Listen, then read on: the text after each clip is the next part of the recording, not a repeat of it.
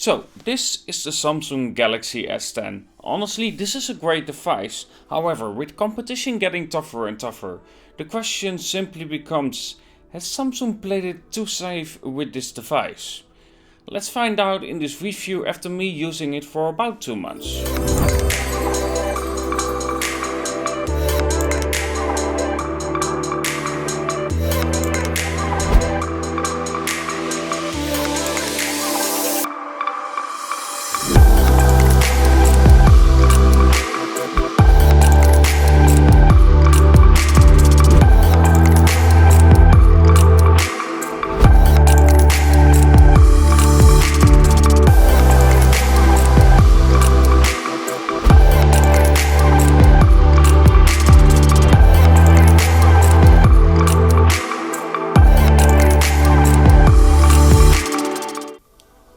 But before we dive into this review, I quickly want to thank my sponsor called Skillshare. Now Skillshare, if you don't know it, is a website where you can follow various of courses.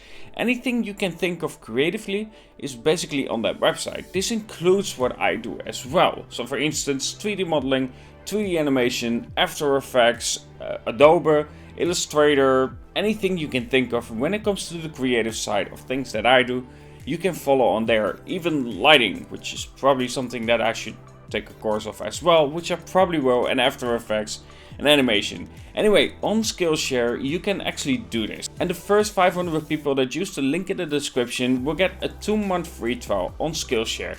Then you can check out if 3D modeling and 3D animation is something that you actually enjoy. Anyway, thank you again Skillshare for sponsoring this video, and be sure to check the link in the description and find out if it's something you enjoy. So, the Samsung Galaxy S10, this is a great device with good specifications, but I kinda don't want to focus on this in general. I feel with current phones, even more so with flagships, the devices simply have good specifications. So while I will shortly mention the specifications if the story needs it, I want to dive more in the use of the phone in long term. Not to mention that you probably have seen all the reviews about the device already. But to shortly mention, there are some upgrades apart from the new CPU, which is either the Snapdragon 855 or the Exynos 9820. The Samsung Galaxy S10 has a bump up with memory with 8GB for the lowest version. However, with the E version you will get 6GB of RAM. And with the ceramic version you can get up to 12GB of RAM and 1TB of memory, which is just mental. Next to that, you have a much bigger battery compared to the previous S series, with having a 4100 mAh battery on the Samsung Galaxy S10 Plus. So, let's dive into the use of the phone. And honestly, the Samsung Galaxy S10 is a fine device. I love the display and the colors of it. It gets really bright, and next to that, watching content on it is a joy. Though we do have to deal with a cutout. For myself, I'm not the biggest fan of any obtrusion on the display itself. It just doesn't look as clean as a display with no cutouts or terrible notches. But to give Samsung some credit, it does look without a doubt better than the notch itself, and Samsung also somewhat uses that cutout. For instance, when you switch to the selfie camera, there will be a light around the camera itself. Pretty fun and small detail, so yeah.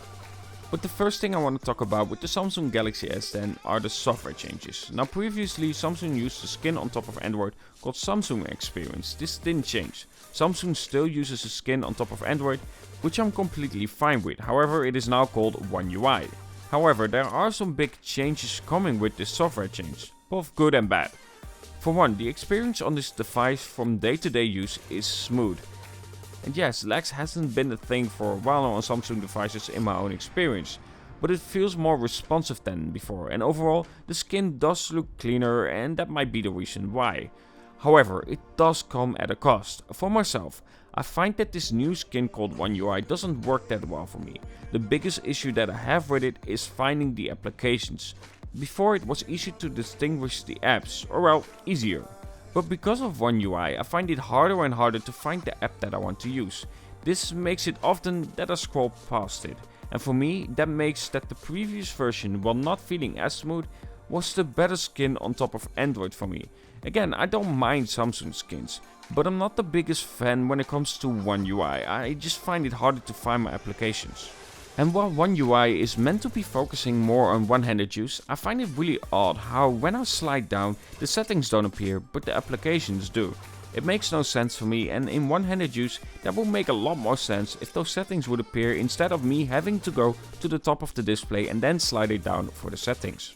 But let's talk about battery life. Now I have the Samsung Galaxy S10 Plus version with a 4100 mAh battery inside, which is slightly larger than the 4000 mAh that I have on my Note 9.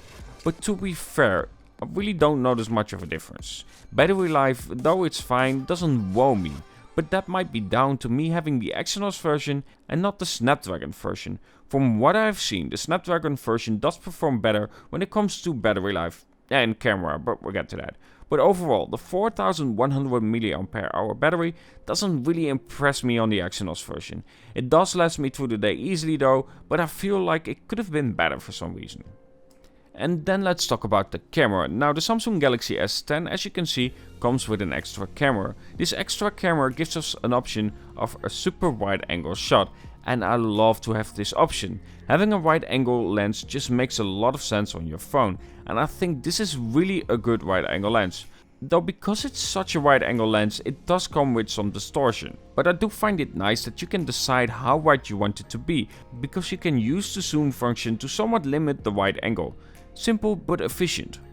And it's also nice to see that Samsung fixes some of the issues that I have with the camera. For one, right now it uses the main lens to capture the depth of field, and that is a much better lens, and it results in pictures that don't have a blown out sky. I can see what is going on behind the subject, and that was a big must for me. Next to that, in low light pictures have become much less yellow, which is something Samsung really needed to work at. But while overall these improvements are good, there are still some issues. For one, the exposure is still a problem. Objects can still look blown out, where you simply lose detail because of it. And the same counts for the contrast. While it goes for a realistic approach, it would be nice to have some contrast to make some shots look nicer. But there is one type of shot that Samsung really is good at. It is flower shots. I don't know why, but flower shots really look good on the Samsung Galaxy S10. The depth looks natural and it just looks pleasing to look at. But with that being said, some of those things that I mentioned before are again fixed on the Snapdragon version. I've seen samples from Pixel Peeper, link in the description, where you can see the difference in sharpness of the images and also the exposure itself. It's not perfect, but it's better. I would advise you to check that video out yourself as well. So while overall I like the camera on the Samsung Galaxy S10, it does still need work. Also a better night mode. And yes, I have the new version, though I feel like people lately focus way too much on low light and forget that most of the time that you are taking pictures is in normal daylight. But that is neither here or there.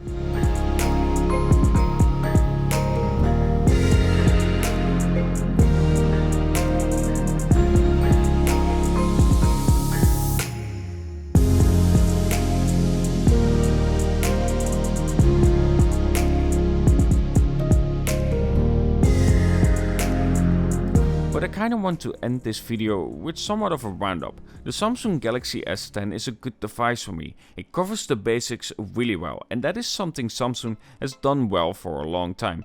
Does it make it a bit boring as a device? Yes, but also it makes it feel like it is reliable. And overall the headphone jack and the micro SD on it is just a big deal for me, and I really don't know why companies keep removing it. Well, I do, it's because of money and, well, people simply eat it up. But still, I feel like adding those things is really important. And then the fingerprint scanner as well. This is new technology where it uses a sonic wave that reflects your finger and it unlocks your device. This is what Samsung has been waiting for. Instead of rushing into it and using the optical fingerprint scanner, they straight went for the better option if you ask me. The 3D sonic scanner is more secure and works during rain as well, for example, where the optical one will easily struggle. Not to mention that it's more secure. Either way, the fingerprint scanner works well and consistent for me. So, what do I think after using the Samsung Galaxy S10 for about 2 months? Well, it's a good device, and if you came from the Samsung Galaxy S8, this without a doubt is a worthy upgrade. But if you come from the S9, I don't feel like you should upgrade. While there are some clear advantages to the Samsung Galaxy S10, I don't see enough of those where I feel like this is a huge benefit over the Samsung Galaxy S9. So, what do you think about the Samsung Galaxy S10? Let me know in the comments below, and of course don't forget to leave a like. And again, I want to thank Skillshare for sponsoring this video. Do check the link in below and sign up for your free trial if you are one of the first 500 people to start your courses as well. It would help the channel out a lot if you did. Either way, have a good one and talk to you guys in the next.